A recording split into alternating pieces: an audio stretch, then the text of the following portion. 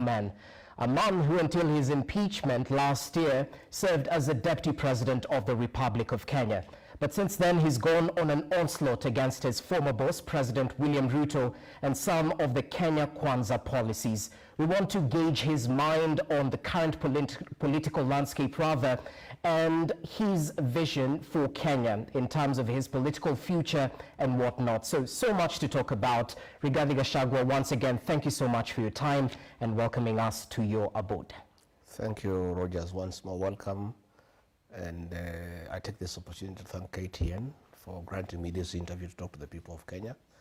And from the onset, let me send my condolences for the loss of Njoroge Mwaura, a very renowned journalist. When KTN came into being in 1991, I don't know whether you were born. Mwaura was very instrumental, and we admired him a lot. So I want to send my condolences to his family, to the KTN family, and to everybody. Otherwise, I want to say welcome, and I'm looking forward to a good conversation. Asante, let's get right to it. And of course, we'll start with the very recent developments. You were recently in Meru. As a matter of fact, just yesterday, you launched fresh accusations against President William Ruto, alleging that he's orchestrating a plan to remove Chief Justice Martha Koome from office. Can you substantiate these claims? The claims that the purge in the Supreme Court, in the judiciary, is politically motivated? Yes, it is. I was Deputy President and Principal Assistant to President William Ruto, and I'm privy to many things. I also have a responsibility as a leader in this country to let the people of Kenya know what is happening.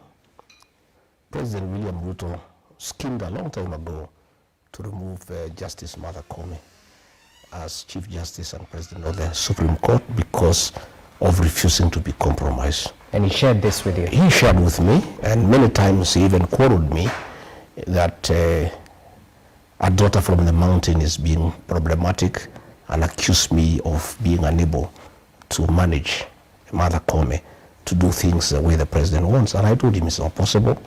I had many discussions with Martha Koome, and she's a stickler to the rule of law and constitutionalism. She's a very respectable judge, very qualified, and she got that job through merit. And I was against it. And I think the matter was put on hold until I was hounded out of office. And the matter now has been put in top gear, not just to remove Martha Koome as a Chief Justice and President of the Supreme Court, but to remove the entire bench of the Supreme Court. And I must tell the people of Kenya that we must be very careful, because the president warns and pronounced himself before me many times that as president he needs to manage the electoral cycle from the IBC all the way to the Supreme Court. And many times he indicated his desire to have the entire bench replaced so that he can put in place a bench that will do what he wants. And that is very dangerous for the country, because if he puts a bench that he wants to manage the conflict, if any, after the elections, the people of Kenya will not accept it. And what is happening is very simple. The president has the numbers in the Judicial Service Commission. So any proceedings against Justice Martha Koome and the 7 judges and the other 6 judges will just be a kangaroo court. It will just be like what happened to me in the Senate and the National Assembly. It will be predetermined. The president will thereafter set up a tribunal himself, and he will determine the outcome. So what we are looking at, I'm not just defending Justice Martha Koome. It's the entire bench of the Supreme Court. These are judges of impeccable credentials. These are judges with proven track record. These are judges who have made monumental decisions in accordance with the rule of law and the Constitution for the benefit of the Republic. And if the president has his way, bulldozes through the Judicial Service Commission, where he has the numbers, these judges will not get any justice. It will be a kangaroo type of thing. And then they'll give a recommendation to the president to set up a tribunal to try them. And the outcome is predetermined. So I need to ask the international community to keep a very close eye on this country, because if the president succeeds in putting his bench at the Supreme Court, he will have completed the state capture. Already as we speak, he has captured Parliament, both Senate and the National Assembly. He has captured the opposition. The only remaining line of defense for the people of Kenya is the judiciary. So if he succeeds, as he has planned, it means that the president has really captured the entire country, all the arms of government, and he'll do whatever he wants, and that level of impunity is dangerous for our democracy, our constitutionalism, and the rule of law, and we must speak out, and it should not be allowed to happen. Okay, allow me to interject, because not too long ago, and some people may call you bluff for this, you were critical of the judiciary, which you so speak highly of currently, questioning its independence, whether there are overtures from the executive and whatnot. So why should Kenyans believe that this is I've never had a blanket condemnation of the judiciary. I have spoken about individual cases, which is normal, and that is why when the Constitution allows appeals mechanism, so that if you are dissatisfied with a decision by the High Court, you can go to the Court of Appeal. If you are dissatisfied, you can go to the Supreme Court, because judges are human beings. They cannot be perfect 100%. But you cannot remove the entire bench of the Supreme Court. And you see what will happen is that the president will manage the appointment of the new judges through the JJC, because they are the ones who will interview and recommend for appointment. So what will happen is that if this is allowed to happen, one, is very dangerous for the country. You cannot have a vacuum where there is no Supreme Court, where an entire bench has been sent home as we process the tribunal mechanism. Again, the danger is there, because he has pronounced himself, and I have told you, he did in my presence, that we must have a Supreme Court that we control. In fact, he told me, once you are president, it is very irresponsible for you to lose an election.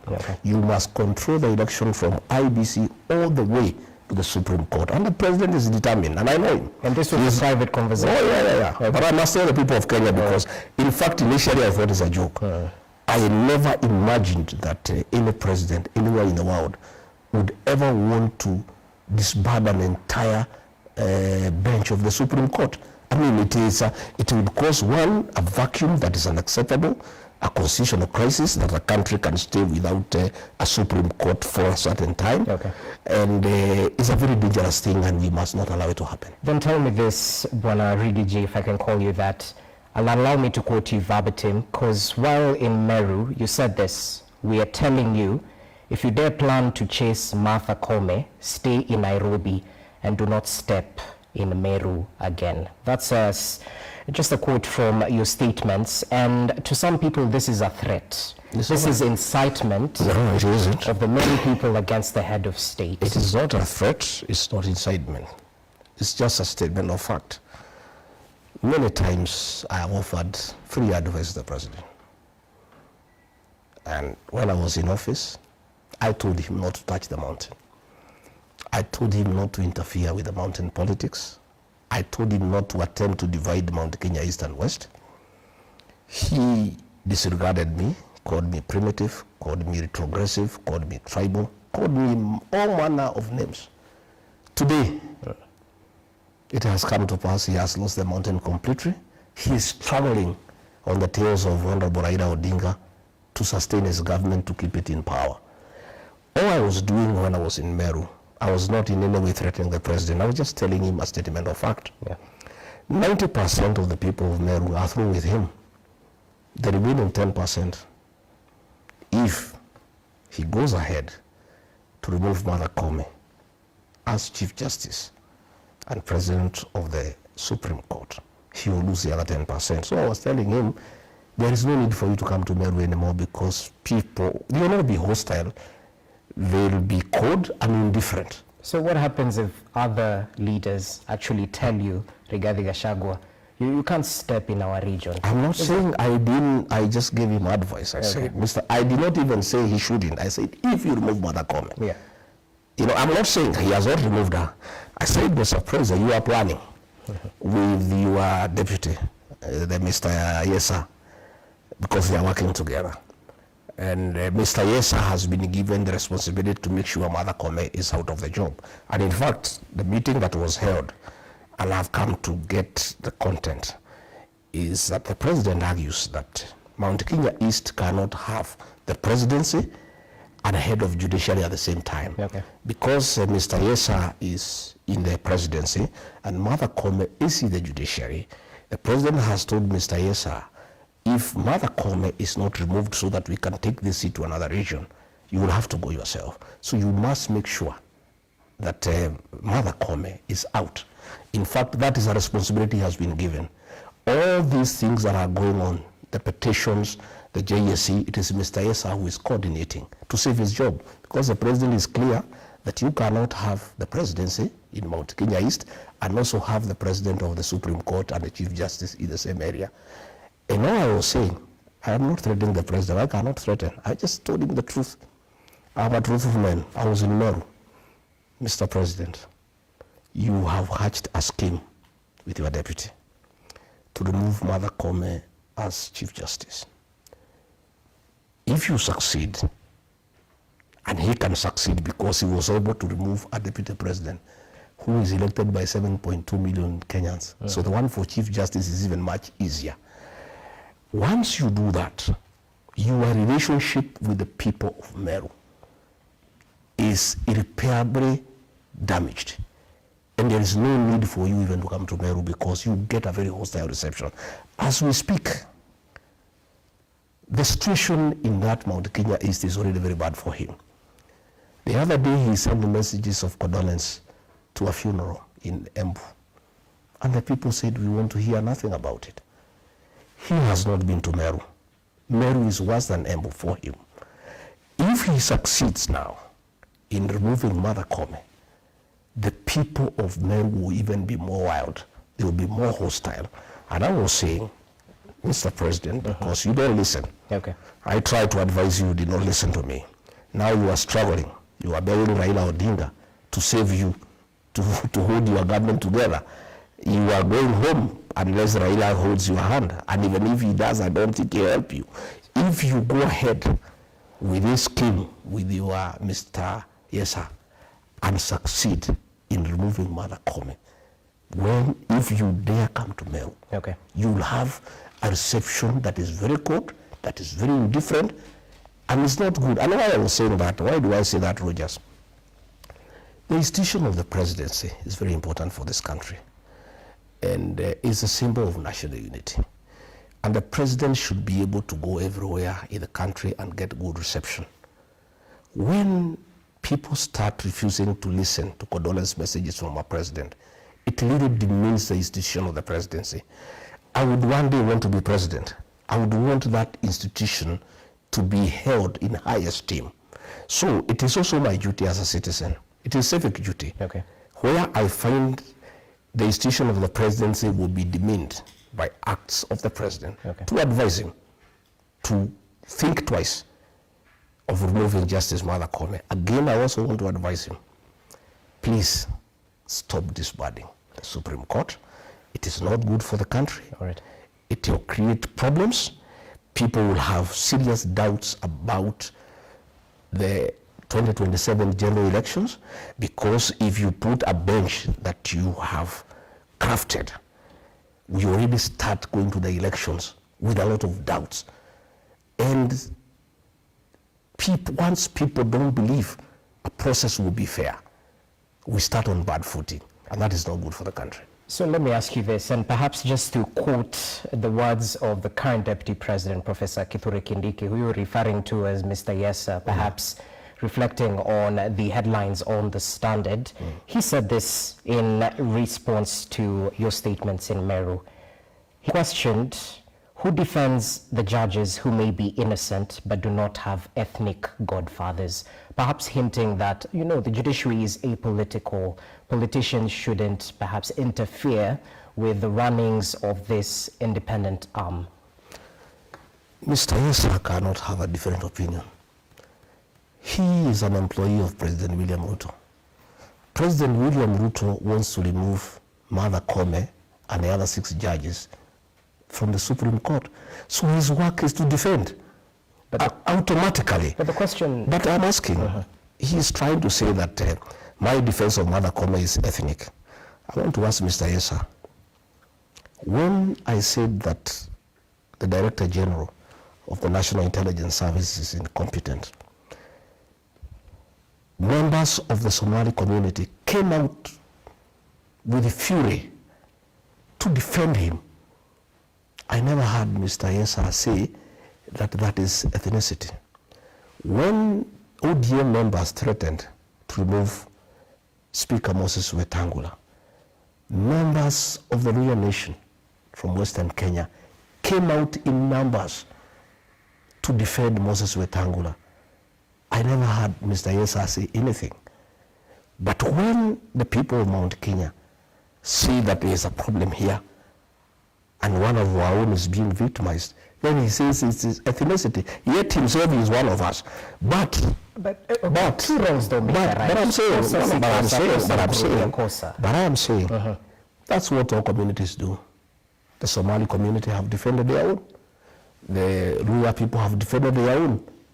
There is nothing wrong with Rigathi Gachagua defending his sister. And because our MPs and senators have been compromised by President William Ruto that they cannot speak for one of their own, Mr. Yesa cannot see anything different from what he has been told by this employer. Somebody must speak also for the mountain people. Okay. And I really have no apologies because I'm not the only one. When the Somalis defended their own, nobody raised an issue. When the Westerners defended their own, nobody raised an issue. And this is what is happening, Rogers, in this country. That the only people who cannot defend their own are the Mount Kenya people. It is called tribalism. But when other communities defend their own, or when they take a particular position, they are called tribalists. I saw the CS Interior saying that defending Martha Koome on my part is tribalism. Yet, 2 months before, when President William Ruto was under a lot of attack from all corners for mismanaging the country, that CS said that the president was being attacked because he's a Kalenjin. So I want to say, this profiling of the Mount Kenya people must come to an end. The Mount Kenya people, like any other community, have a right to defend their people. They have a right to articulate their issues. They have a right to say what is good for them and what is not good for them. And I want to ask the Mount Kenya people not to be apologetic about who they are. None of us made an application to go to be born where we were, where we were born. That is God's decision. And we must be allowed as a people to have our own identity and to articulate our issues like all other communities do. So tell me this, and perhaps it's interrelated. What's the progress of your impeachment case in the corridors of justice? And equally, do you foresee an instance where you'll appeal all the way to the Supreme Court? I don't know. My lawyers will deal with it. By the way, I'm really list both about the impeachment and those matters in court. Is there any progress on that case? Yeah, we did file an appeal in the Court of Appeal. Because we were not satisfied with the bench, the 3-judge bench that was constituted by the Deputy Chief Justice, because the Constitution says she doesn't have such powers.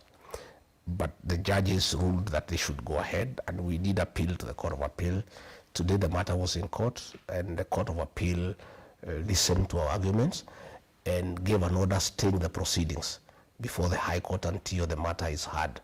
The matter is determined. So our lawyers are dealing with that matter.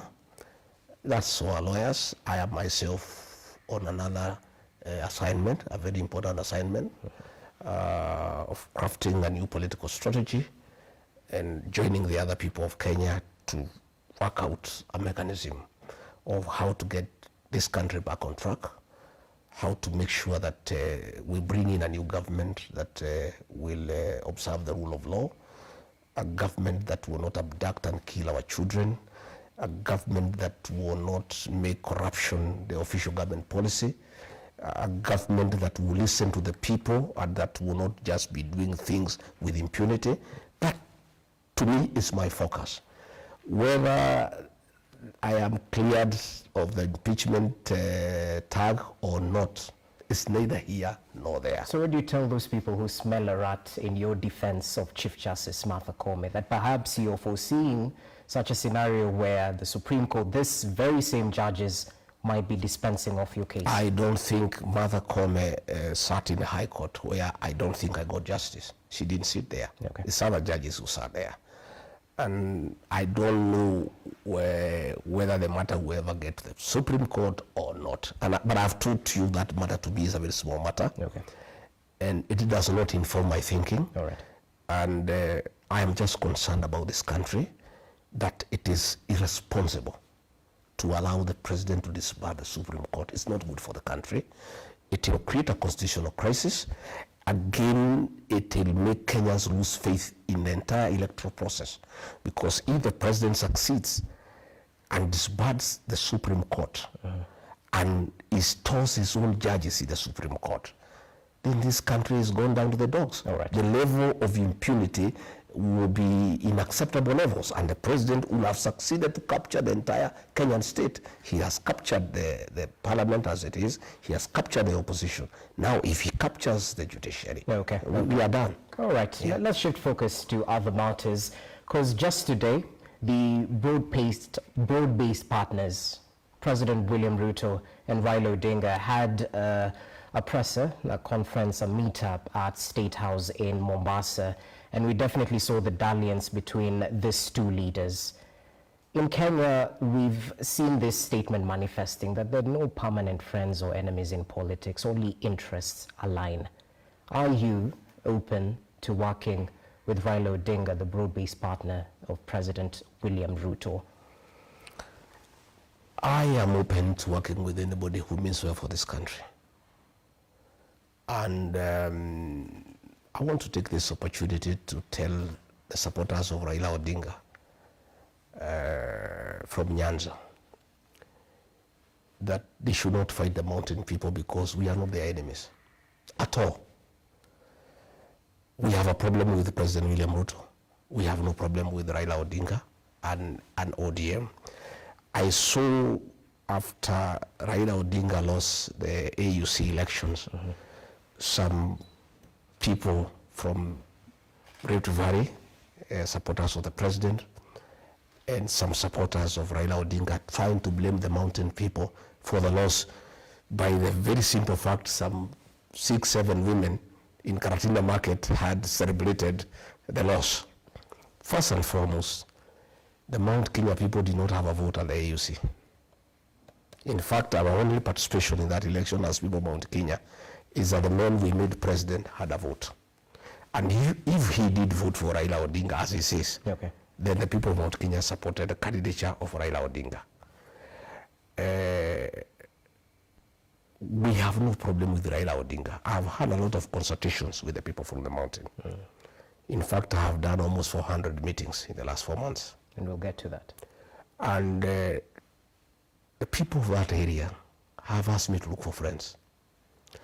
And we are open to working with anybody who means well for this country. You know? But we're talking about a man you decampaigned vigorously in the previous election. A man who mobilized his MPs to vote against you in the impeachment. The voting against me by ODM people is neither here nor there. The person who orchestrated the impeachment is William Ruto. That's the person we have a problem with. He deceived the ODM people the way he deceived all us in the mountain. And for the record, we, for many years, had problems with Raila Odinga because he had been demonized as somebody who is against the mountain people. In 2020, President Uhuru Kenyatta convinced us that Raila Odinga is a good man. But President William Ruto, then Deputy President, convinced us that Raila is a bad man, he's a witch doctor, he is a lot of poverty, he means bad for this country, and William Ruto admittedly was more persuasive than Uhuru Kenyatta. But you're on record saying this. No, I'm just saying, come on. He persuaded us, and after he became president, he looked for Raila Odinga and he said he's a good man. So, Raila Odinga has been claimed by everybody. President Uhuru Kenyatta said he's a good man. William Ruto, who told us he's a witch doctor, who told us he's a lot of poverty, who told us he has no plan, who told us he is runnerless, who told us he's planless, today is singing praises for him as the best leader, not just for Kenya, but for Africa. So, we refused to vote for Raila Odinga, not because he was a very bad man, but William Ruto convinced us he's bad. Okay. Again, I must say that Raila Odinga was a victim of our community's distaste for betrayal. We felt that Uhuru Kenyatta had betrayed William Ruto by looking for Raila Odinga. So because we hate betrayal, we decided to punish Raila Odinga and Uhuru Kenyatta at the same time. But still 1.1 million people from our region voted for Raila Odinga. But now that William Ruto has betrayed us, knowing very well that he is a beneficiary of our community's distaste for betrayal, we are through with him. So Raila Odinga is there. He has not betrayed us. He has not done anything so grave, you know, that in our view makes it impossible for us to work together. But I have heard him say that he's going to consult very widely and he'll say the way forward. If he wants to be president, he can talk to us. We don't have a problem. And I also want to tell Raila Odinga and his supporters, I know I am not qualified to advise him, but from my working with President William Ruto, myself and my community, let them be very careful. I have heard them promise him to be Prime Minister. That is a lie, it's conmanship. There is no such position available in this country because it's not in the Constitution. For you to create the position of Prime Minister, it means you have to change the structure of government. You would have to go for a referendum. Today, if there is a referendum, it will be a referendum against the leadership of President William Ruto. And you will lose in the morning. So that position of Prime Minister is not available. So who's playing who?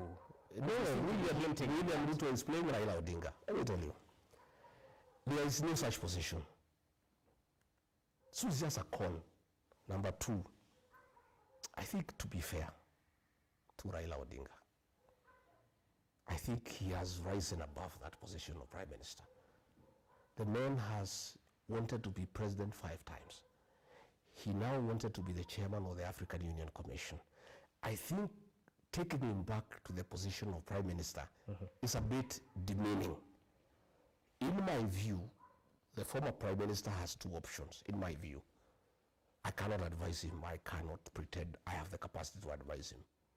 He either retires in dignity or he goes for the presidency.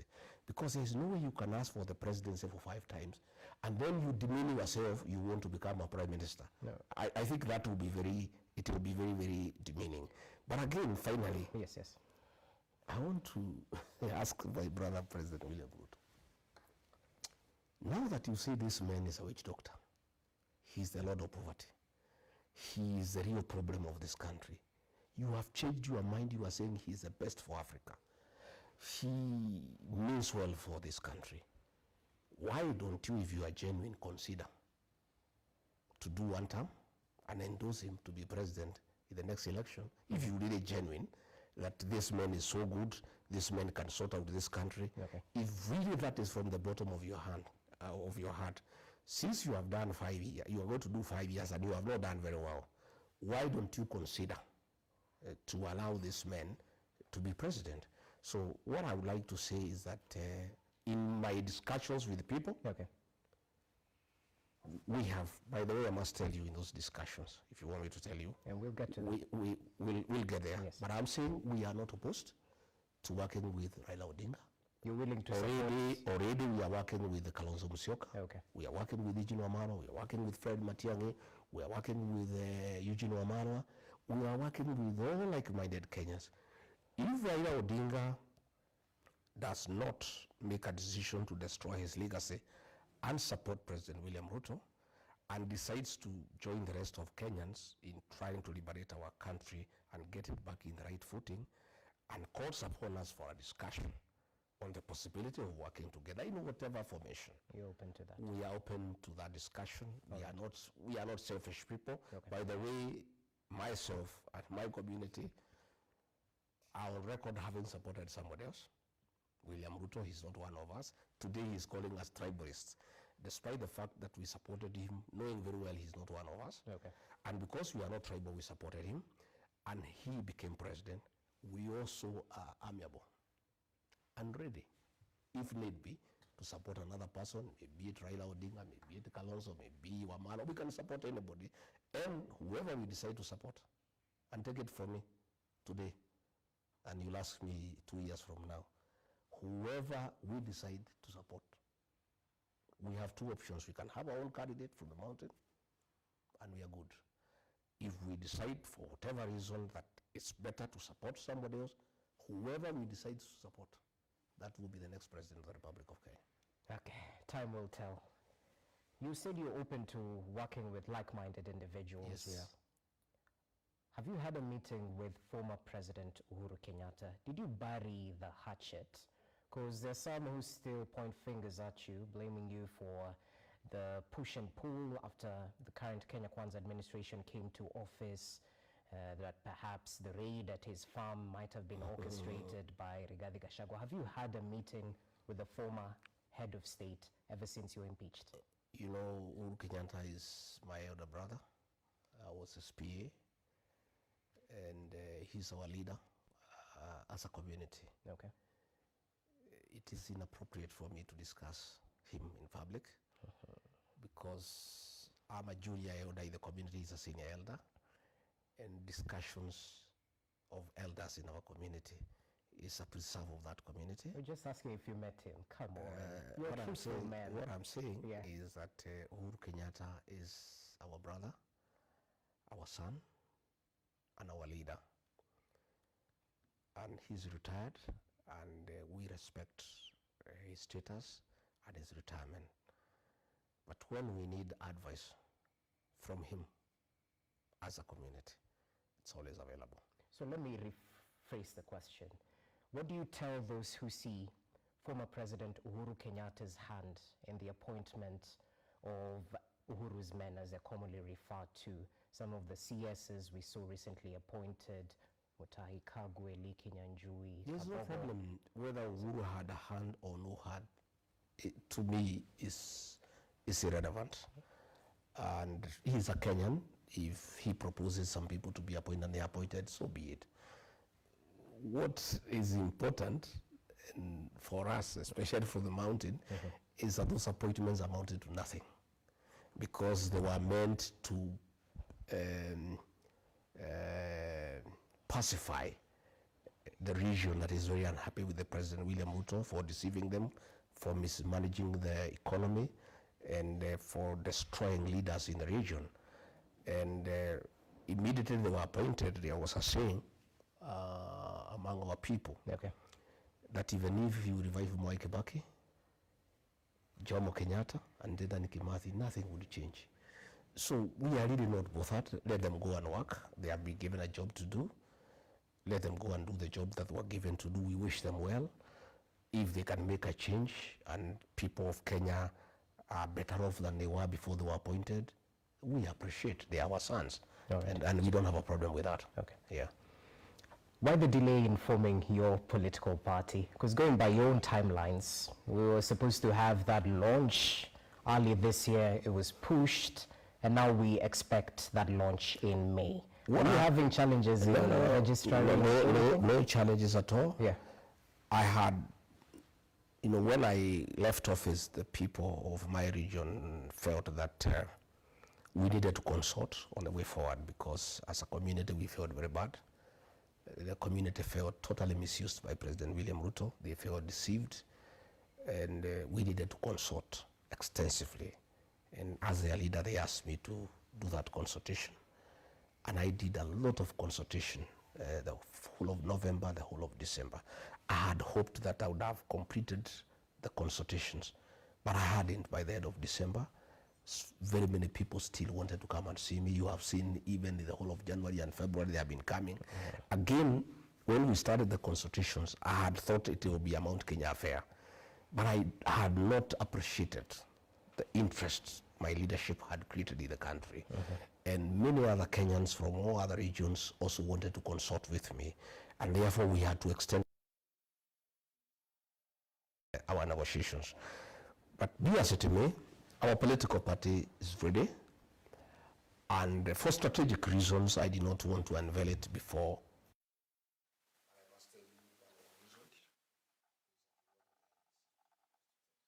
Right. Because quite a number of our senators and members of parliament want to resign from UDA and join our new party and go for by-elections. So we thought, my people thought that for us to get the right momentum, it's better for us to launch the party when IBC is in place. I want to give that reason now, because I've got quite a number of people who are through with UDA. They don't want anything to do with UDA. Just from the mountain?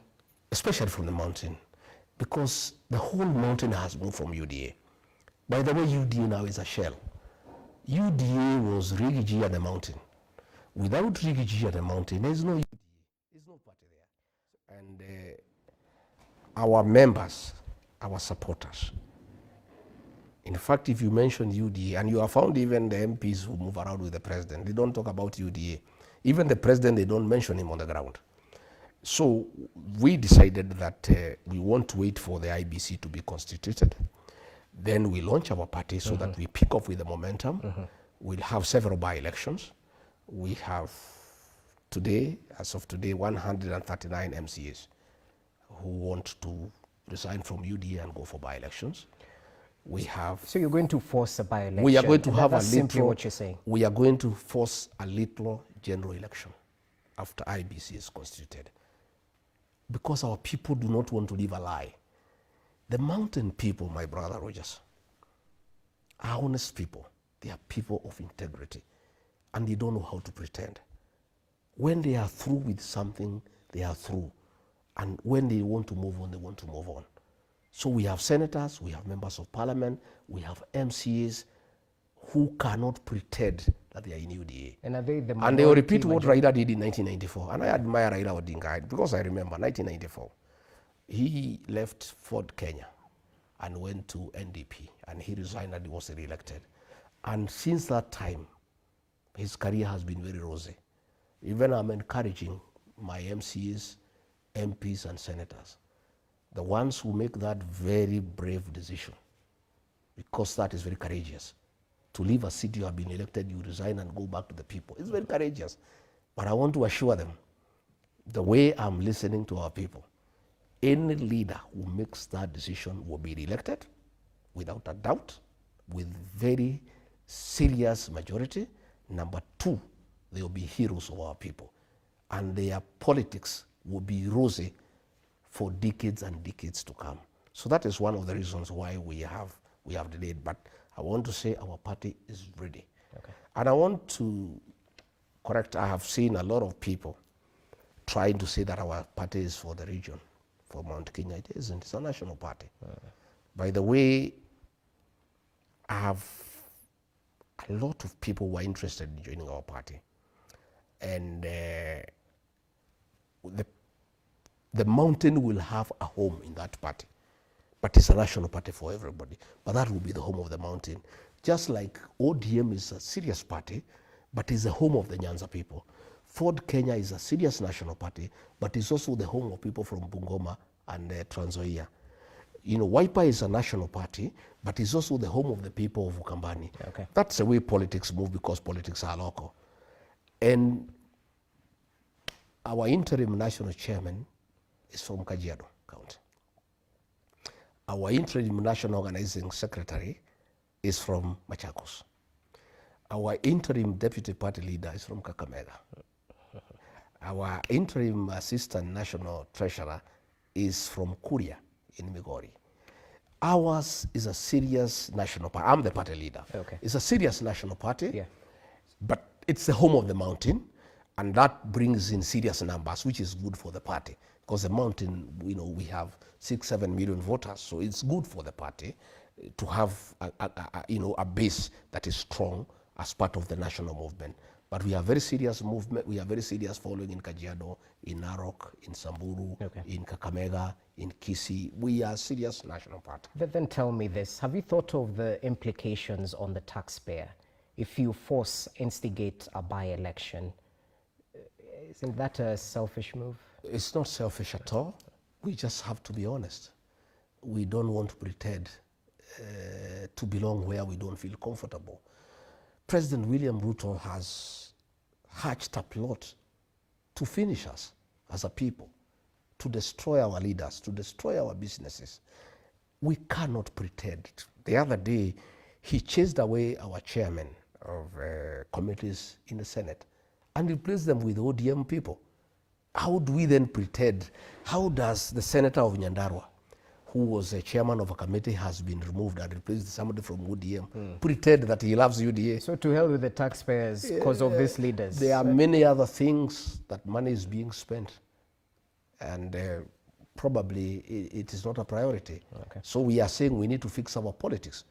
There is no way you are going to chase away people who got you elected on UDA party and expect them to remain there to support you. They will not. Those people will move on and they'll go for a by-election and they'll be elected, they'll come back to parliament on another party that respects them. But you cannot mistreat people. You mistreat them, you treat them like rubbish, like toilet paper. They helped you be president, they helped you to form the government. Then you use that very government to punish them, to mistreat them, and then expect them to continue staying in UDA and pretending that they are very happy and that they love you and that they are comfortable. Okay. That is deceit. Okay. We don't want politics of deceit and commanship. Interesting. Let's go to Wamunyoro. We might not be in Wamunyoro, but the essence seems to be here. Because needless to say, you've managed to quickly convert your Wamunyoro home into a new center of power, meeting dignitaries, defectors, and planning your next move. But as we witness heightened activity in your Wamunyoro home, you've mentioned up to 400 meetings. That's in 4 months, so each month 100 meetings thereabout.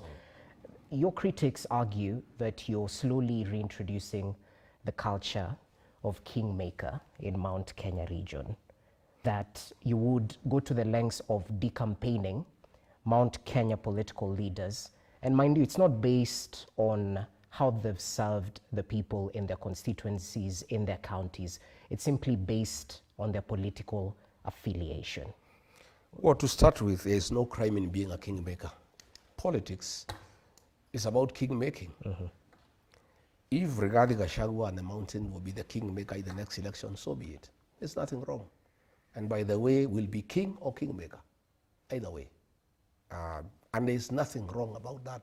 That is politics, and it's the practicality of Kenyan politics. Number two, there's nothing about Wamunyoro. Wamunyoro is just my home. It's simply I've shifted the base from the official residence of the deputy president to Wamunyoro. I was removed from office, but my followers went with me. So I'm still a leader with a serious weight in the country. And that is why they troop to Wamunyoro. And nobody comes for money there. They bring food, they bring goats, they bring chicken, they bring bananas. They come to see their leader and consult with him. Okay.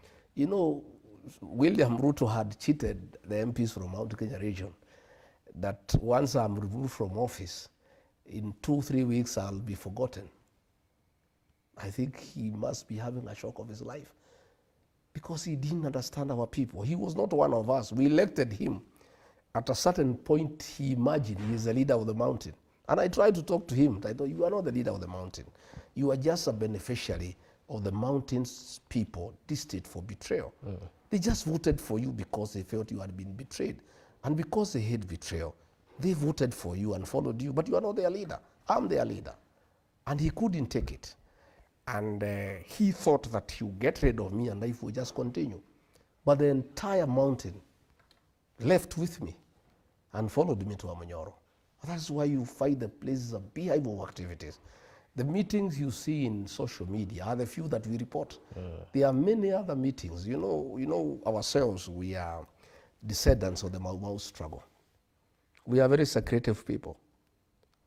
We do meetings, many meetings have been done, and very serious decisions have been made by the community of how we proceed going forward. What decisions are these? One, the decisions have been made. One, that we are through with the President William Ruto for 5 reasons. One, he has betrayed the mountain. Number 2, he deceived us that he will work for us, he will do our projects, he will fix the economy, he'll make sure business is thriving. He has done the exact opposite. He has destroyed the health system. SHA is not working, patients are suffering. Today, the private hospitals have discontinued that program. The university financing model, he destroyed it. University students are at home. Okay. The economy is destroyed, overtaxation, destruction of business, evictions, demolitions. Really, the country has come to a standstill. Again, one or another reason is that when the mountain started moving out from President William Ruto, he activated a criminal gang that was very notorious in the Mount Kenya region in circumcising women, beheading children, raping young girls. He activated that group in the mountain to cause problems, and the people are very bitter with that. Again, another issue that people are very bitter is the introduction of alcoholic illicit brews in the region that I, as Deputy President, had successfully dealt with. And because of those reasons, and the most recent one that has really, annoyed the people of that region is his deliberate scheme to mobilize other communities against the mountain. You remember when he was in Mount Elgon, one of the MPs, one of his people, Wanyama, he told him to say that all other communities will gang up against the mountain people and isolate them. And since he spoke last, yet he claims every day that he's uniting the country. He never admonished him. Again, he has been using abusive language against the people of Kenya. That has really annoyed the people, calling people stupid, saying they are possessed by demons, and lacking respect for the people. And the people who made him president, the mountain people, because their vote was very decisive. It was 43%. He has turned against them, so they are through with them. So what they have told me in those consultations is that we must be in the next government through 2 methods. One, to consolidate our votes to 8 million votes and look for other friends and have a presidential candidate from the mountain. If we find the numbers are okay, we proceed. If we find the numbers are not okay, because this politics is a game of mathematics, we are not selfish.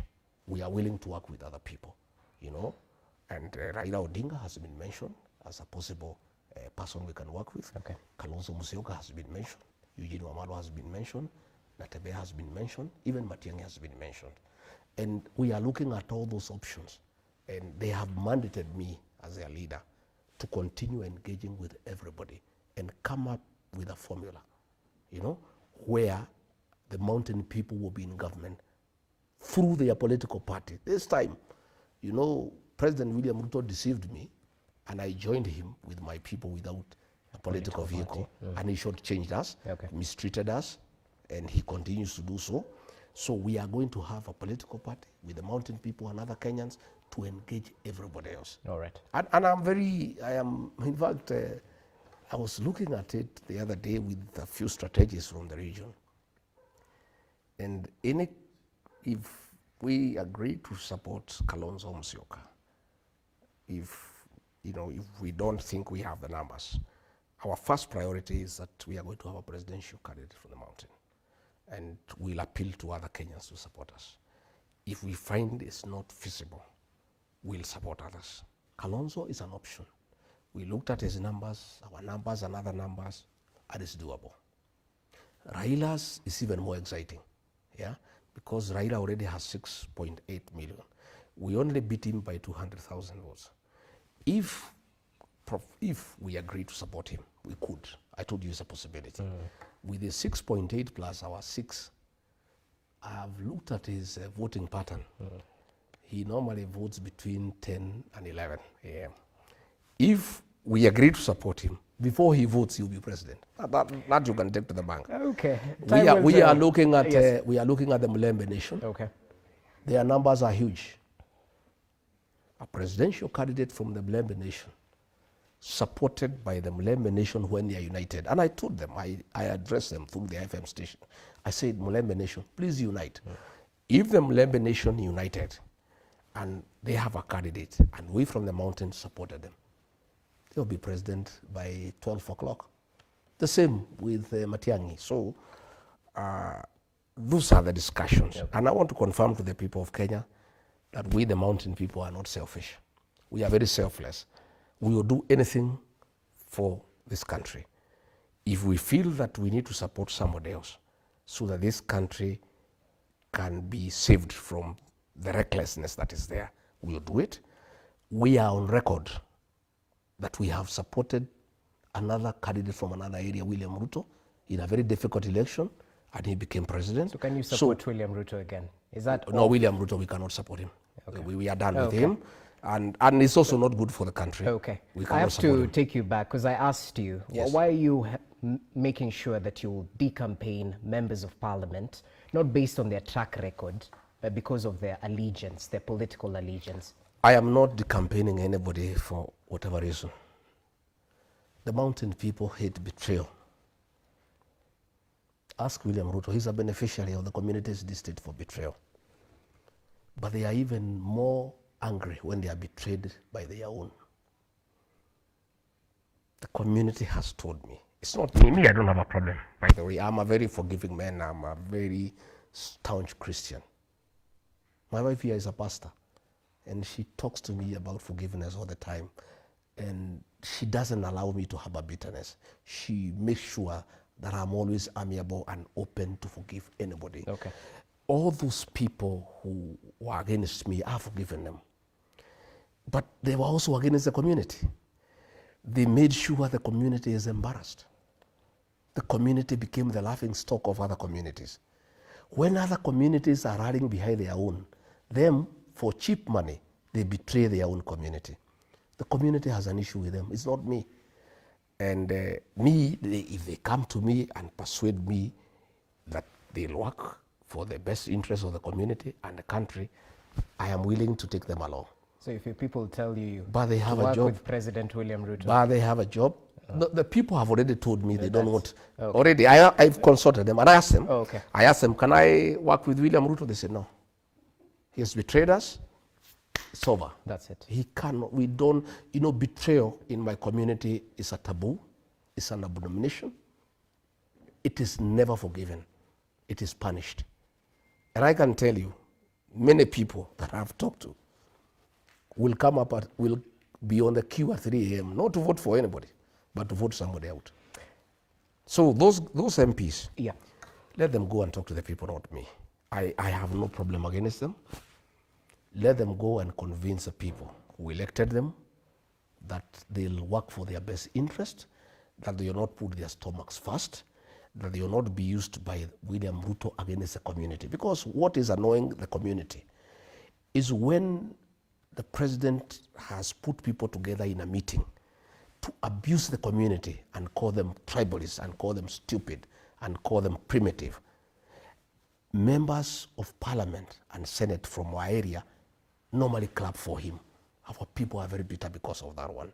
So if they can go and convince the people that they mean well, that they have reformed, that they will not betray them, that they have changed their character, that they can be relied upon to defend them and their interests, fine. Yesterday I was in Meru. Mother Kome is being fought by the president. The senator is not speaking. The MPs are not speaking. People are bitter. You know, people are livid. And they are waiting for them in 2027 because they are saying, how can our daughter be ostracized? And you are there clapping for the man who is doing that and you are doing nothing about it. So, and other communities don't do that. And they are saying, they have noted, they looked at what happened in the defense of Wetangula by the people of Western. They looked at how Nurdin Haji was defended by the people from Northeastern Province. But the people of the mountain, the president is using them against their own people by paying them small money. So they have a big problem with the people, not with me. So it's not me who is campaigning them. It is the people who tell me we want nothing to do with those characters.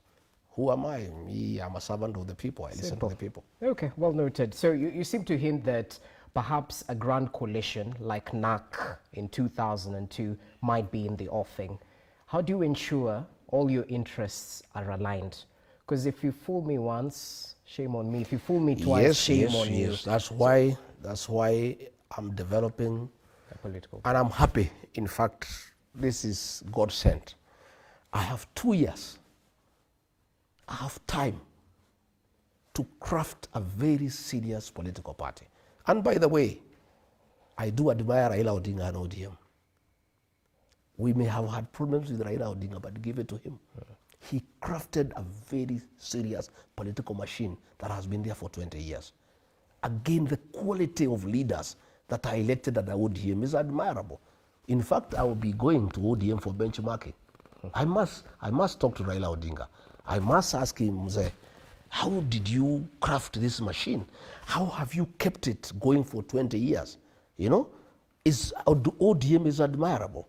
So I have 2 years to craft a very serious political machine. I'll make sure that in whatever coalition we go with whoever, our interests are well anchored through a watertight agreement, so that again nobody will ever deceive us. We are all feeling very foolish as a people. In fact, one of the burden that I carry that is very heavy on me, that sometimes weighs me down, is just how foolish I feel at times.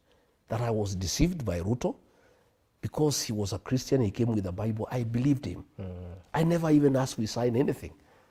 I was so naive, I was so trusting. I sometimes it weighs me down, I cry at night. How foolish could I have been? And I'm a student of political science. But we say once bitten, twice shy.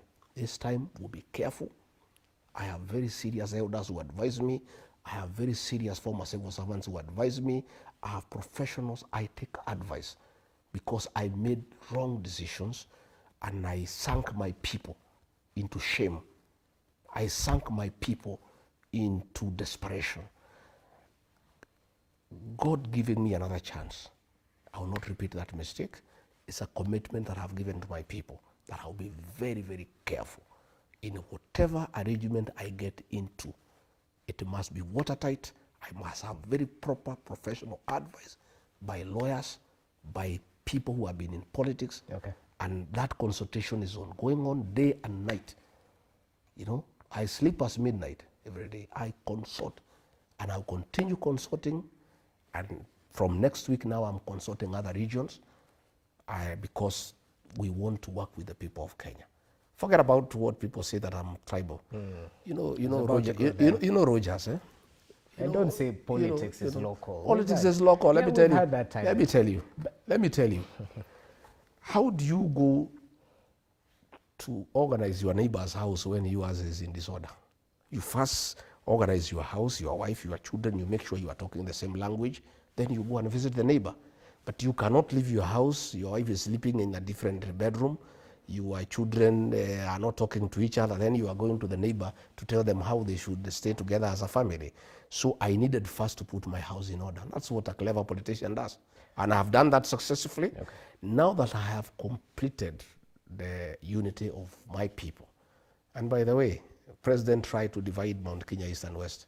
I stopped him and I'll never allow him. It will never happen. And that is why Embu is a no-go zone for him. And that is Mount Kenya East. You know, he sends condolence messages there, they are rejected.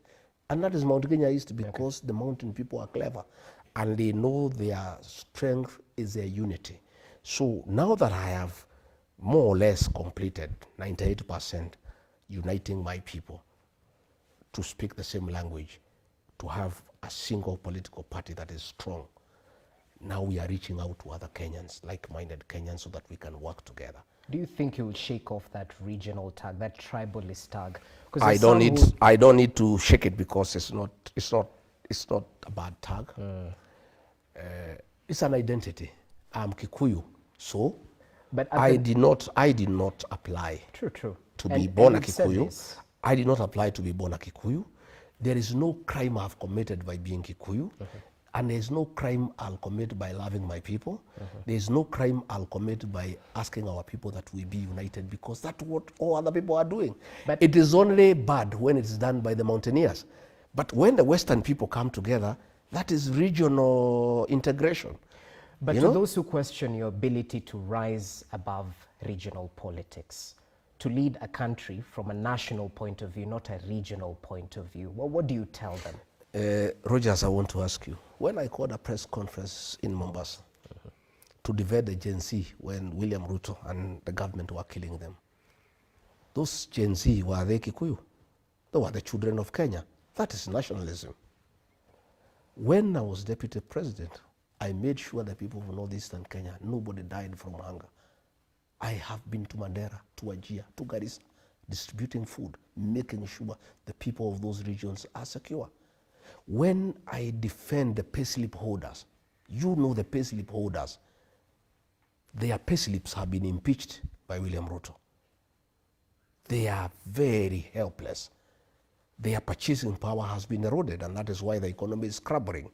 Because when you erode the payslip, that's the middle class, you diminish their purchasing power, then nothing goes on. There's no money in circulation. And I am saying we must form a government to rescue the payslip. We must dignify the payslip. And when we form the new government, one of the things that we must do, and whoever wants to be in coalition with me and my people, one of the things we must agree is that we must do away with housing levy, because it's not the business of government to build houses. It's the business of government to build roads, to provide water, electricity connectivity, to make sure there is a good working health system, to ensure people have security. That's the work of government. So these are some of the things we are going to do. So when I talk about the payslip holders, are those Kikuyus? They are the people of Kenya. My national credentials are good. It is only that President William Ruto has tried to create a narrative to kill my blood by branding me as tribal. Yet when I was supporting him, when I was mobilizing the Gema nation to support him, he used to call me all sorts of good names. He was fond of me. He would say how good I am, how people-centered I am. It's only when we don't agree, he says I'm a tribalist. This tribal tag that people try to put to me is a creation of William Ruto. Just the way he convinced us that Raila is a witch doctor. He's a lot of poverty. Now that they are with Raila, he has now zeroed in on Rigathi Gachagua as a tribalist. He says I'm primitive, I'm retrogressive, I'm incompetent. He is very good with words, and he's very persuasive. He's very abusive.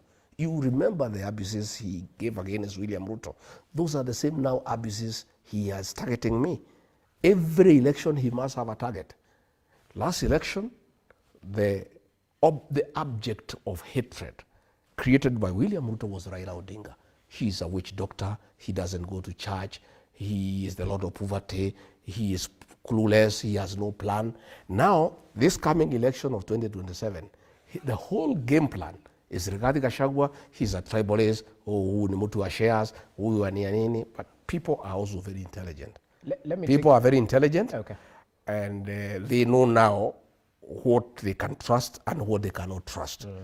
You can fool some people sometime, but not all the people. But you cannot fool all the people all the time. People have known William Ruto now. Okay. He's been unmasked. Those insults he gives against people, nobody now can believe him, because he's the one who told us Raila is a witch doctor. Today, 2 years down the line, he is saying Raila is the best man in Africa. So whatever he says now has no value. If in unfortunate event, God forbid, okay, I went back to William Ruto and we patched up, he would now say Rigathi Gachagua is a nationalist. And now he's saying today I'm tribal. I am not tribal. That is a tag that William Ruto has tried to put on me, and in the fullness of time, the people of Kenya will know who Rigathi Gachagua is. They will know what I believe in. And many people, by the way, believe me because I'm truthful.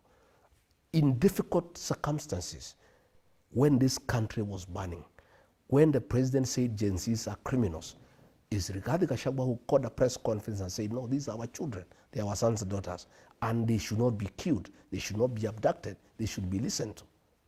Since we have adequate time till 11 p.m., I just want to take you back to your sentiments about Raila Odinga, because in the event you choose to support Raila Odinga, what makes you think you'll succeed where Uhuru failed? Persuading the mountain to vote for him? I don't know. Well, let's cross the bridge when we reach there. Does Raila Odinga want to be president, or he wants to support William Ruto? I think let's leave that discussion to when Raila Odinga has made up his mind. If he decides he wants to be president, then we can have that conversation. I think right now it is premature to talk about his candidature because we are not sure. I'm listening to RUTO people saying that he'll support RUTO. I'm listening to some ODM people whom the president has paid. And the president is very good in dividing people. And let me tell the ODM people, the same way he tried to divide the mountain, he's going to divide ODM. And you can see already some ODM characters who are being paid are already dividing ODM. You can find there is one section in ODM that is supporting William Ruto. There is another one of Akina, Sifuna, Orengo, Anyang, who are talking a different language. I see very serious attempt by the president to divide ODM. And you know, one time I asked him, when we were pushing Baba to go to African Union, and we were talking.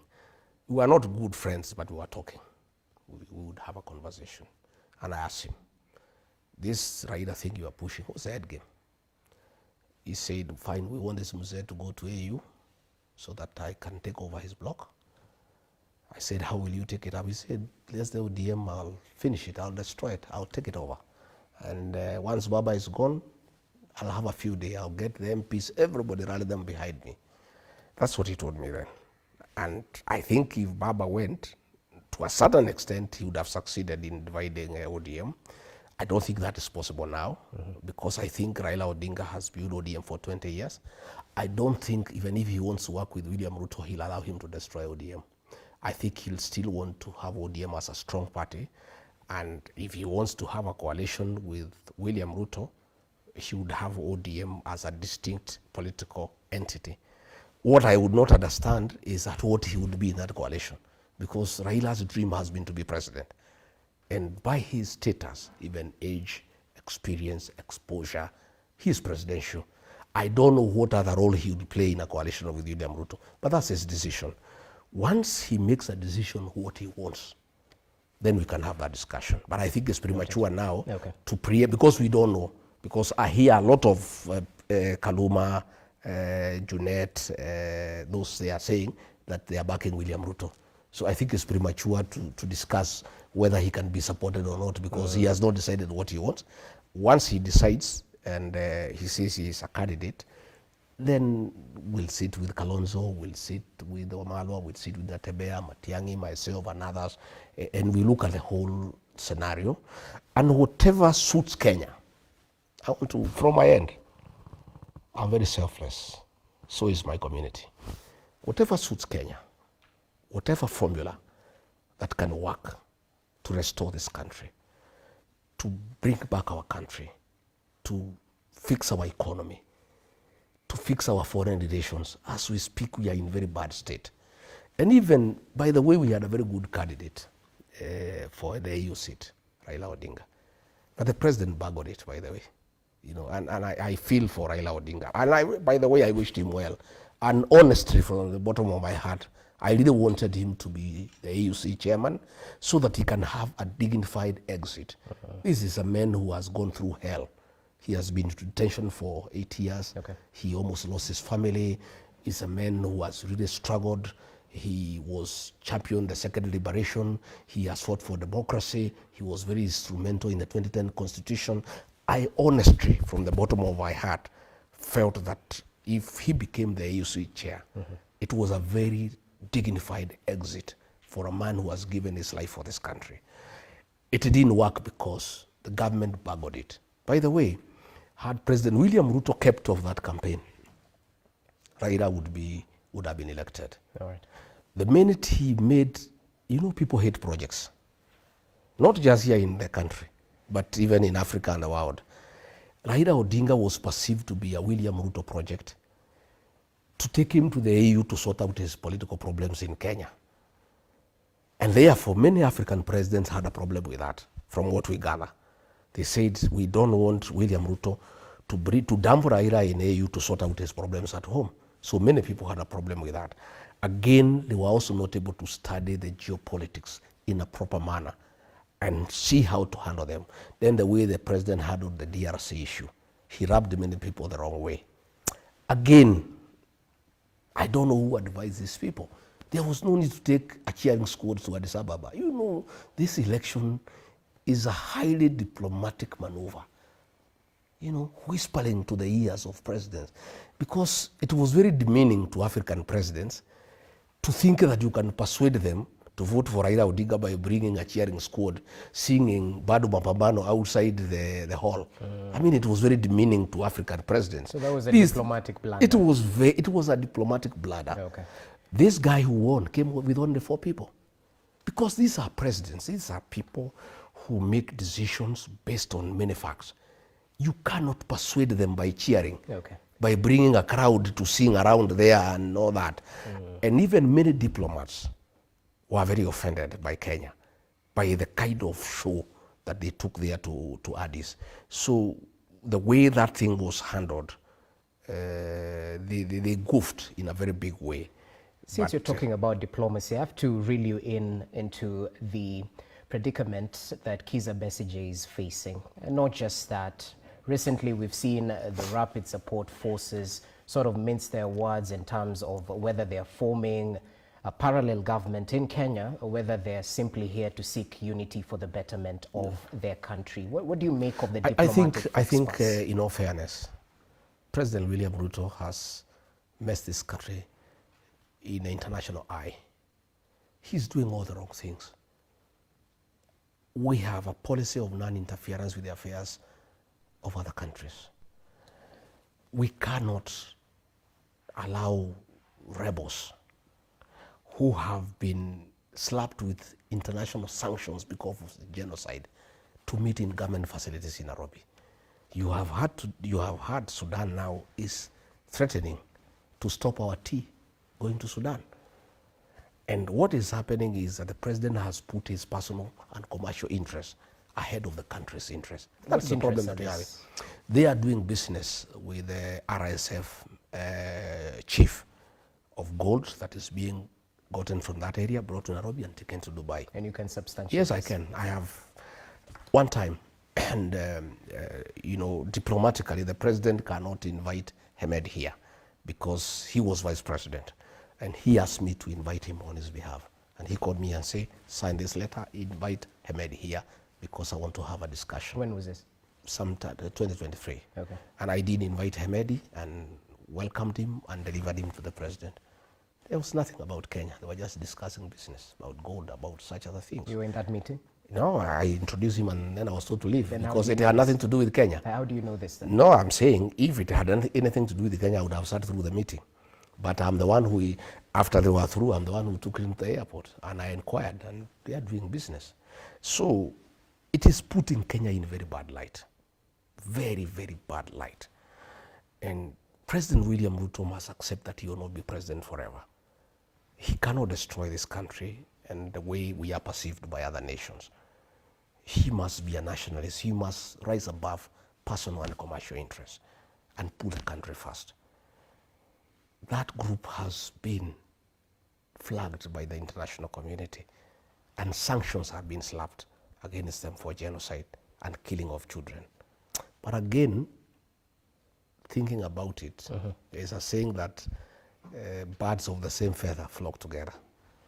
They are killing children in Sudan, we are killing children here. So again, there's convergence. I think birds of the same feather flock together. But we are looking very bad. DRC, we have handled it very badly. And in fact, I am told many African presidents are unwilling to get involved in peace initiatives led by President William Ruto because he is conflicted in terms of personal and commercial interests that he has put above national interests. All right, let's come back to the country. I'd like your take on the formation of IEBC because there seems to be progress after quite some time. Perhaps start off with telling us your take. Was a delay in formation of the IEBC by design or by default? Thereafter, what do you make of the process? Is it above par? The delay was by design. President William Ruto wanted the conclusion of the AUC bid before IBC can be formed because, you know, the changes that were made in parliament, there is participation of political parties.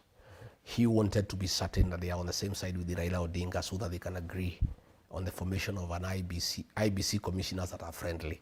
He wanted to know whether Raila is on his side or not. So that is why that delay was there.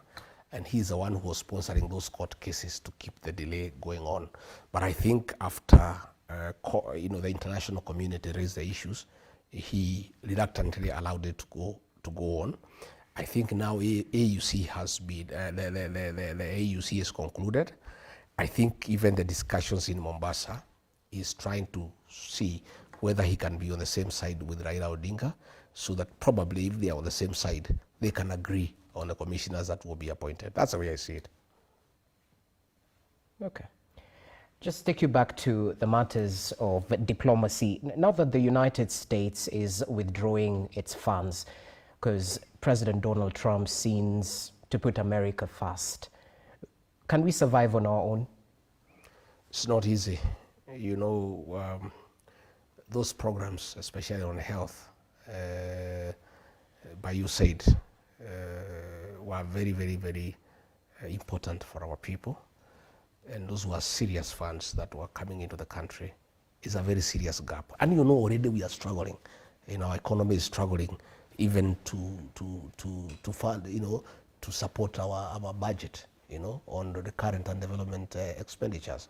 So the withdrawal of those funds for those interventions, especially in the health sector, is quite a serious beating to the country. I must tell the people of Kenya, we are having a difficult time, and we just have to tighten our belts. Things will be quite thick as we move on, but we just have to struggle and see what to make out of it. Okay, well noted. I'd like to bring your focus to matters that are facing the Kenyan public. Yes. You've already talked about the withdrawal of the rural and urban private hospitals, yes, offering SHA services. I think they mentioned that they'll only offer emergency services.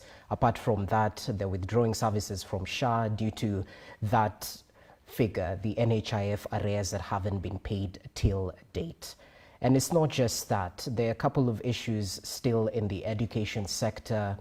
And recently you mentioned that, you know, the State House at Nairobi is the epicenter of corruption.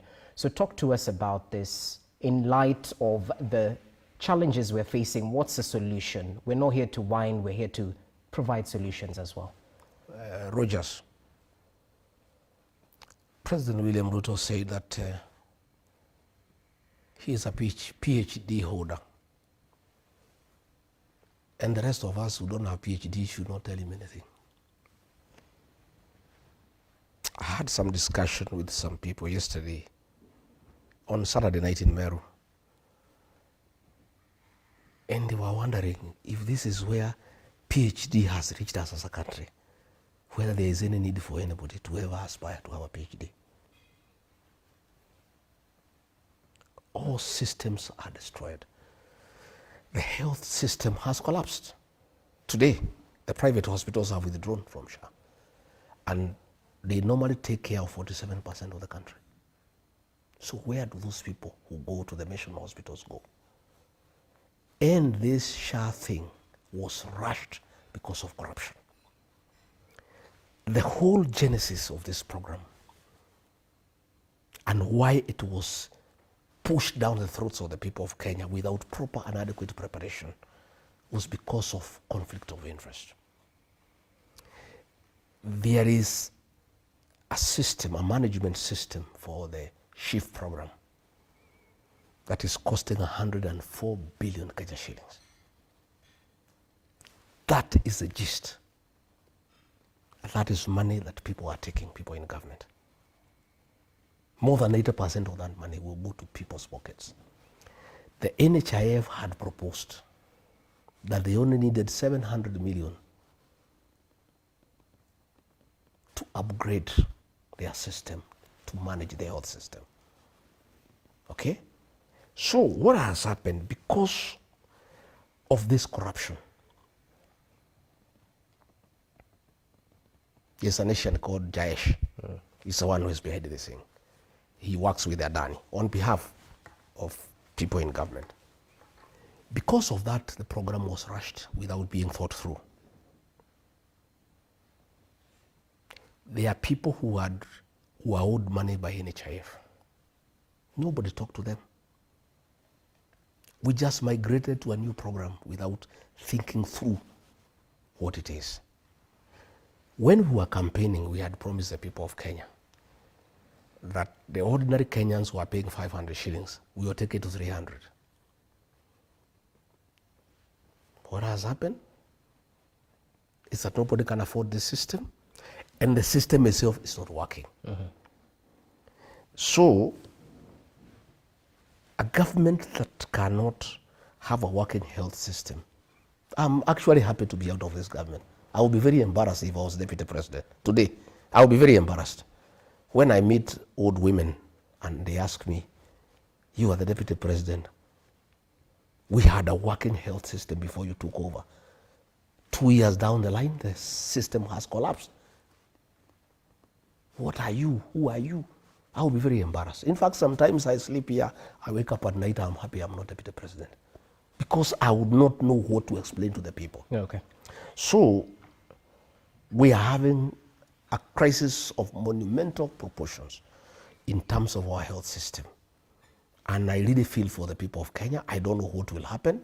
Now that the private hospitals are withdrawn from the system and people are paying through their pay slip and they cannot access health care, what do?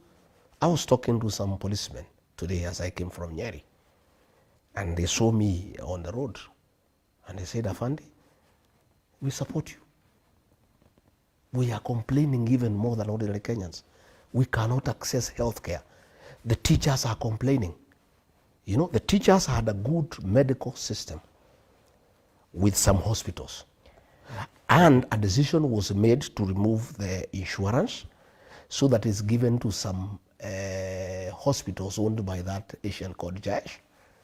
Today, teachers are going to hospital, they cannot access medical care. Everybody is crying. The whole country is in tears. And it's just 2 years down the line, you know. And I looked at, I saw after the AUC, I saw a fellow who works for the National Intelligence Service, an MCA from Nairobi here, called Alai. He wrote a big post trying to blame President Uhuru Kenyatta that he is the one who campaigned Raila Odinga at the AU. Okay. I want to tell those people of RUTO and ODM to leave Uhuru Kenyatta alone. Uhuru Kenyatta was president. His project did not go through. He conceded. He handed over power. Yeah, right. 2 years down the line, you cannot keep on blaming him for every problem in Kenya. Rigathi. Even when Raila Odinga does not succeed in AU, you blame President Uhuru Kenyatta. Mr. Gachagua, President Uhuru Kenyatta left. Let me reel you in, back to, away from Uhuru Kenyatta, because we've talked about that. Let's talk about solutions. If Kenyans are to trust you with the leadership of this country, what would you do different?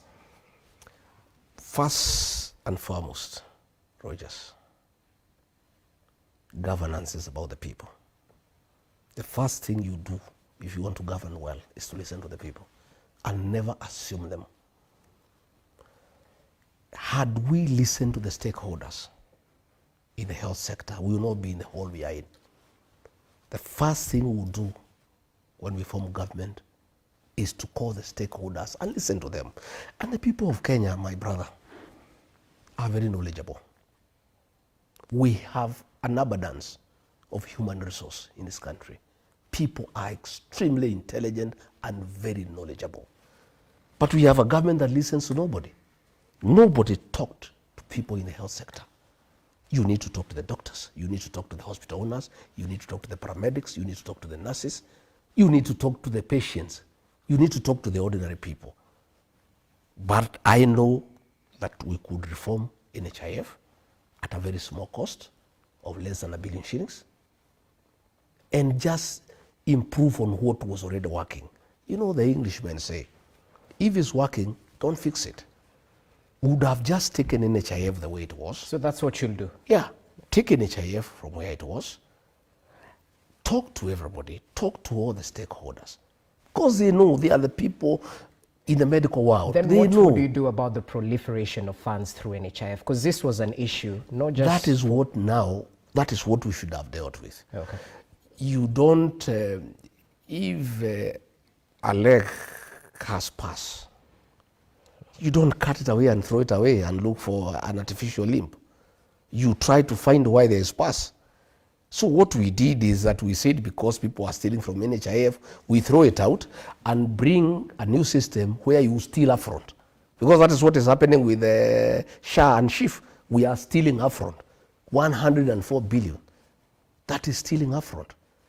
And this money for SHA is being taken to a bank that has been bought by the powers that be. Even money for the housing program is being taken to a bank. We'll be giving details soon. You don't have those details now? I have them, but I'll slowly. You know, we have to keep it. We can't give Kenyans everything every day. The money for the housing fund, because one, the Ministry of Housing has no capacity to absorb those funds. The PS was saying they have made 2 billion shillings. Why were we deducting people money from the payslip to keep it in the bank? It's very insensitive. We started a levy fund without an infrastructure to absorb the money.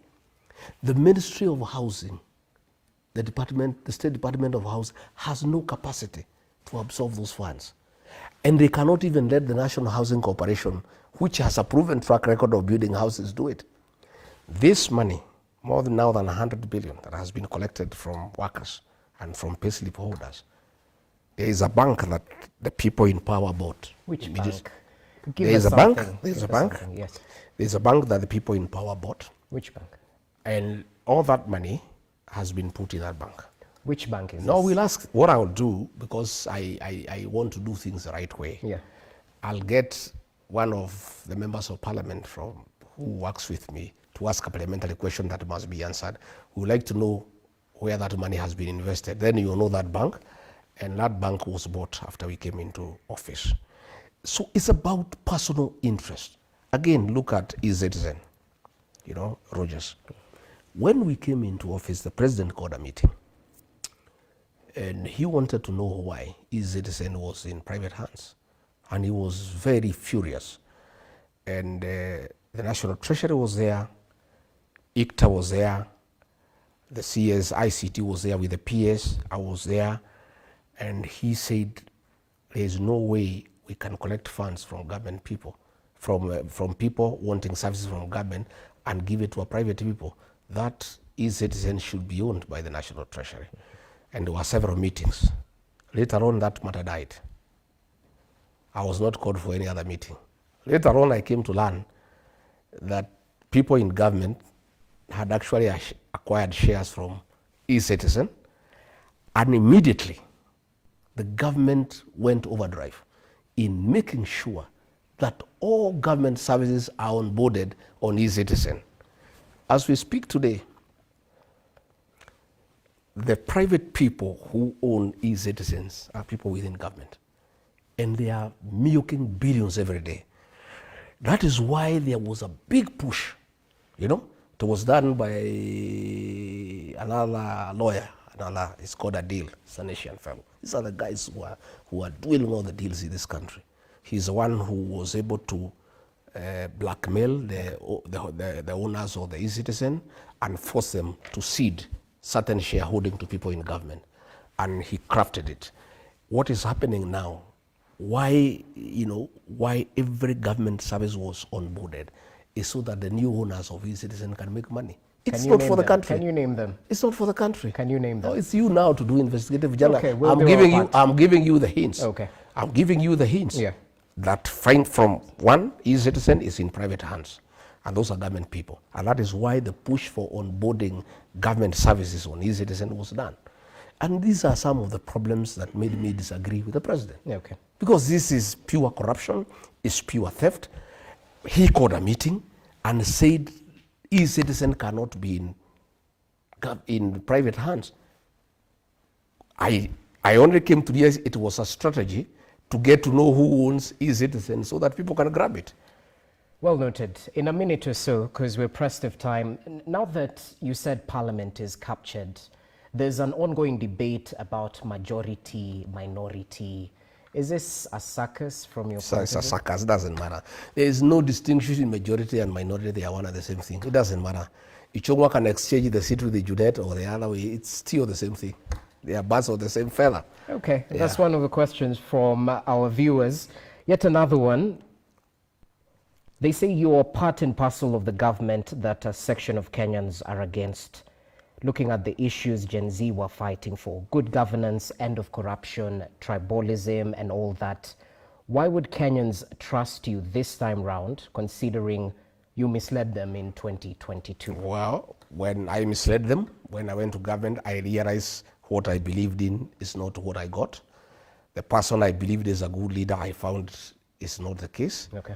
I disagreed with him and he kicked me out of government. The very fact that I was kicked out of government for refusing to ills against the people of Kenya cleanses me before the people of Kenya. Okay. And I started talking when I was in office. I did not speak when I left office. When I called a press conference on the 26th of June in Mombasa, I talked against abduction and extrajudicial killing. I was still deputy president. Can you name these abductors? When you seem to know more than we do. Name these abductors. What building were they using? Because you drop hints. No. I said in that press conference, the abductions were being done by the National Intelligence Service. I said so. What building? The buildings are there. Which one? What I didn't want, there are some safe houses. One safe house is in Westlands by Nice. Another one is in Mwiki. Another one is in Lavington. And there's a commercial building in town. I didn't want to mention it because it's a commercial building and it would ruin their businesses. But it's for you guys to do your investigations. But even Justin Muturi, when his son was abducted, Kindiki was taking me in circles. Kome was taking me in circles. Nurudin was taking me into circles. Amin was taking me in circles. He complained to me the president was out of town. I called all these people, they were also taking me into circles. Okay. And we did agree with him, he faces the president. And he faces the president, and he has the president. If somebody disappears in Kenya in police hands, you go to court and file what you call a habeas corpus. A habeas corpus is filed against the Attorney General to produce that person in court, dead or alive. So Muturi asked me, since I am the father of this young boy, I'm supposed to file a habeas corpus against the Attorney General. I'm the Attorney General. What happens? So I advised him to go and face the president. He faced the president. Yeah. The president called Nurdin Haji. The man was released. So it is clear who abducts people. The president knew who abducts people because he knew who to call. Whoever was called released the young man. So what other explanation do you want about it? Fair point. Yeah. As we finalize, I'm still getting questions, and there are quite a couple, about you making claims during your engagements with people, with members of the Fourth Estate. Why should Kenyans trust you now? Yet you didn't speak sooner. At times, people point towards the 2023 protests where, is it up to 30 lives were lost, and you put the blame squarely on Raila Odinga then. This time around, that is the information that I had. You know, my brother, for you to make an informed decision, yes, you need to sample, you need to experience, The first year in government, I trusted President William Ruto.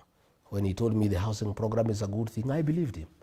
Until later on, I realized it's a business enterprise. for creating opportunity for people in government to sell cement, to sell steel and mabati as proxies to companies that provide these things. And I disagreed with it because I did not have that prior information. E-Citizen, when we were onboarding those services, I believed it's a way of enhancing revenue collection. Only later to know that people in government had acquired E-Citizen. Okay. So people cannot say I did not speak then. But the minute I realized there's a problem, you know, the first 1 year I played along because I was persuaded. President William is very persuasive. Until now, because I'm fairly also intelligent, started putting 2 and 2 together to realize that this government is a commercial enterprise. So you realized, did you realize in the first year that there were a couple of issues? You still kept quiet? Later on along the way, but I kept on asking him so that we can remedy. I also did not want to rock government. I'm a responsible leader. I kept on persuading him, okay, let's do the right thing. Let us not overtax people. Let us not force people to do housing they don't want. I tried to persuade him. But in the second year, I started now telling him no. And we started disagreeing, you know, and I would say go to cabinet, finance bill, I would oppose in cabinet. Demolitions and evictions, I would oppose. But the first year I tried to persuade him because I didn't want to rock the government. I wanted to be a loyal deputy. I wanted to be supportive. But when I realized that the government is against the people of Kenya and it's a commercial enterprise, everything in this government is about deals, you know. There is no decision that is made without a commercial interest, including our foreign relations. Did you make these deals yourself? I made no deal. I like somebody to say Rigathi Gachagua did this one deal. Are you a bitter man? I have no bitterness at all. But I carry people who are bitter. I have many people who are bitter with me. My community is bitter with me. They are learning, they are forgiving me slowly. But many are not able to forgive me because I came and said William Ruto is a good man. They asked me, do you trust him? I said, yes. Have you made sure our interests are taken care of? I cheated them, yes. Because I believed him, I trusted him. When I went later to tell them I had nothing written, they blame me up to today. So I'm a leader of a very bitter people. But myself, I have no bitterness. I'm an easy guy. You can see I look happy. I sleep well. I am more easy. I have time for my family. I have time for friends. I also have time to listen to the people of Kenya. All right. And I am also a very hopeful man. I'm sure, you know, God is with us. And in the fullness of time, I'll be vindicated. And for my people from home, from my region whom I wronged, I'll do everything possible to fix the wrong. So that I also, you know, persuade you that I was conned like you are conned. I was deceived like you are deceived.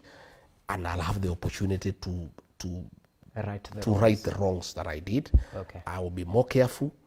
I will be more thorough. I will be more consultative. I will not assume anything. I will treat everybody as a suspect until proved otherwise, so that we don't make wrong decisions that can put our country where we are. Well noted. As we finalize, speak to the nation, those who are yearning for solutions due to the predicaments they're facing in the Kenya Kwanza government. Equally, your political path, speak to that. I would like to tell the people of Kenya that Kenya is a beautiful country with good people who are very hardworking, very industrious, very enterprising. The problem of Kenya is one of leadership. There's a book I read sometimes back called The Problem with Nigeria. And it says Nigeria, there's no problem with Nigerian air, soil, the people. The problem is leadership. The problem that we have in Kenya is one of leadership. And the first solution to all the problems that bedevil our motherland is to fix the leadership, is to get the right leadership. People who are patriotic, people who put national interest above their personal interest, people who listen to the people of Kenya and not abuse them. Because it is very bad to abuse people and insult people when they tell you the way they want to be governed, because people must be allowed to say the way they want to be governed. Because at the end of it all, the sovereignty of this republic rests with the people. So the first thing we must do is fix the leadership. Once we fix the leadership, the other things will follow. I am very hopeful that the people of this country at the right time will fix the leadership, and from there things will get better. I want to say my people who think the way I do, the leaders in the Senate, in the National Assembly, I feel for you the way you are being harassed, the way they are getting trumped up charges against you. The MP for Juja, because of questioning the funds for AUC, was arrested, and he has been charged with a crime that is alleged to have been done 30 years ago in 1994. Today, he's being arrested and charged with a matter for 1994. It's harassment.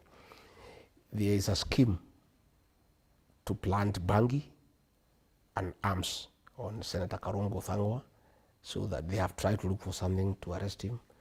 They want to plant bangi so that they can arrest him. They have been trying to get charges against me. A whole unit called the Economic Division at DCI, about 16 people have been assigned to turn my life upside down. Right. And see whether they can get something to take me to court. My own children have been harassed. They used to have a place they were doing business. They have stayed there for the last 7 years.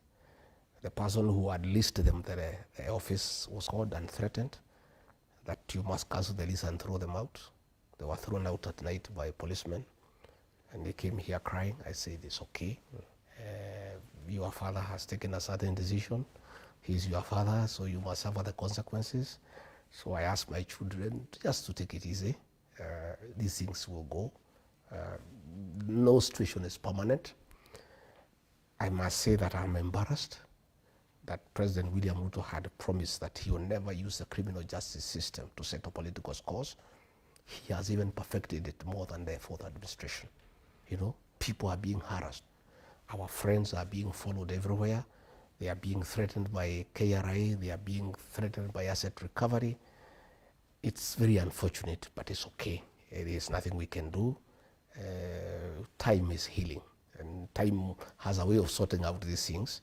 So I want to tell the people of Kenya to know that Rigathi Gachagua, with other leaders who are patriotic, I will do everything possible in their limited means to make sure we fix the governance in this country and accord the people of Kenya an opportunity to fix what is wrong. And I am very hopeful that there will be new leadership when the elections are called, and with the leaders who put the interests of this country first, and then we can fix the economy and we can fix all the other things that go with it, the health system, and mostly important, restore the dignity of the payslip. That's a commitment I want to give to the middle class. All the people who have payslips, we are committed, we'll work for you. You will serve for the next 2 years. Muvumilia too, because there is nothing we can do now, because Parliament has been captured, so it cannot help you.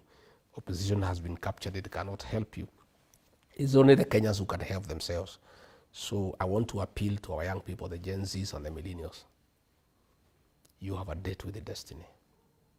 You've done very well so far online, using your smartphone to bring awareness to the Kenyan people. But that is not enough. My sons and daughters, my grandchildren, we are depending on you as a nation. You must take IDs, you must register as voters, and you must come out and vote. What you are doing is good, but it's not complete. The final liberation of this country will be on the ballot box. And it's the Gen Zs and the millennials who will do it for this country. And they owe it to us as their parents. As we are getting tired, we are aging, we are getting a bit sluggish, our young people have a responsibility for us and for the country to sort out this issue. And they'll sort it out on the ballot by registering as voters and actually coming out to vote, and making sure they also protect the vote by making sure that everybody is aware of what is happening. Okay, well noted. Asante sana for your time. And it's not lost to Kenyans. By the way, it's an inside joke. They refer to this place as Wamunyoro Annex. Hey. This cannot be Wamunyoro Annex. Wamunyoro is a beautiful place. You should come there. Will you invite us next time? Yeah, come to Wamunyoro. Wamunyoro is a small village, and it is a symbol of resilience and defiance. And that is why people troop there, and self-determination. It is on the edge of the Mount Kenya forest, and it's very significant because it is in the Mount Kenya forest that ordinary Kenyans with no guns, with nothing, just a panga and a resolve to have freedom and their land, fought the British colonialists with their guns, with their bombs, with their aircrafts, and got freedom for this country. Okay. From Wamunyoro, we shall fix this country. I'll do whatever it takes with other Kenyans, with other leaders, so that we make sure we reclaim back our motherland and put the right leadership into this country that will bring prosperity, that will bring accountability, transparency, and bring development. All right. And improve the welfare of our people and make sure that Kenyans are happy and they are not struggling. Well noted. Asante sana for your time. And we can't end this interview without hinting what you'll be waking up to tomorrow on Kenya's bold newspaper, The Standard. The headline tomorrow is Raila caged, all to do with the power play in hand currently